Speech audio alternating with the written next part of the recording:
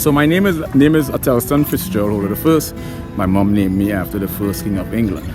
I'm a research scientist. I went to school. I studied a number of different areas. I'm also partially an autodidact.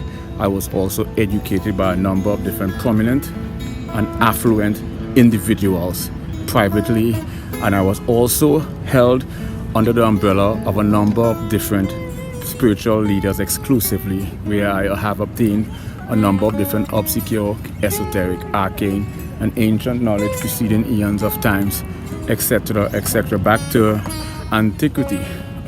Basically all knowledge outside the realm of scientific inquiry, all areas that science dismiss. This phone is ringing. I will continue the video.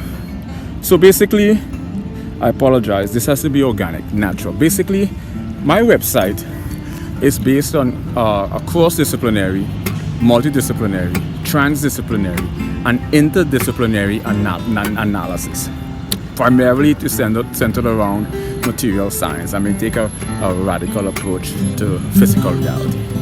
Now, cross-disciplinary, now I'll explain each term. These are just big jargonic verbosity term for simplistic phenomena. Cross-disciplinary is when you take an explanatory